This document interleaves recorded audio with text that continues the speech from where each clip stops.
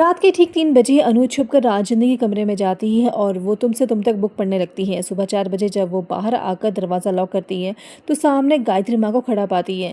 गायत्री माँ उसे पकड़ लेती है और गुस्से में डांटती है, कहती है जब आर्या ने तुम्हें मना किया था तुम यहाँ क्यों आई? तुम्हें राजनी के कमरे में नहीं जाना चाहिए था। लेकिन तभी अनु गायत्री माँ को कन्विंस कर लेती है कि राजनी खुद चाहती है कि वो ये बुक पढ़े ताकि उसे सच्चाई समझ आ सके।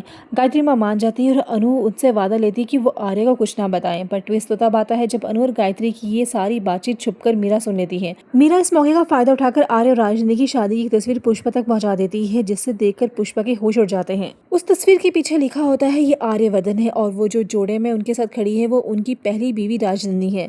ये बात तो आपसे छुपाई गई थी ना, आपने अपनी बेटी अनु की शादी ऐसे आदमी से करवाई है जो पहले से ही शादीशुदा है। वही कहानी में तो असली तूफान तब आता है जब अगली रात 3 बजे अनु उठकर फिर से राजनंदी के कमरे में बुक पढ़ने के लिए चली जाती है और चाबी दरवाजे पर ही छूट जाती है।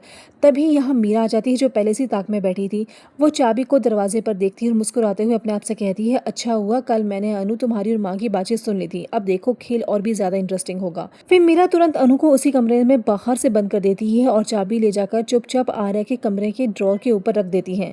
इधर कुछ देर बाद जब आर्या की नींद खुलती है तो वो अनु को बिस्तर पर नहीं पाता। वो हैरान रह जाता है, सोचता है कि अनु इस वक्त कहाँ गई होगी और जब उसकी नजर अपनी ड्रॉर पर रखी हुई इस चाबी पे पड़ती है तो वो चौंक जाता है, सोचता है आखिर चाबी ड्रॉर के बाहर कैसे आई। अब देखना बेहद दिलचस्प होगा कि क्या आर्या इस चाबी को देखकर समझ जाएगा कि अनु रात के वक्त छुपकर राजनंदी कमरे में जाती है।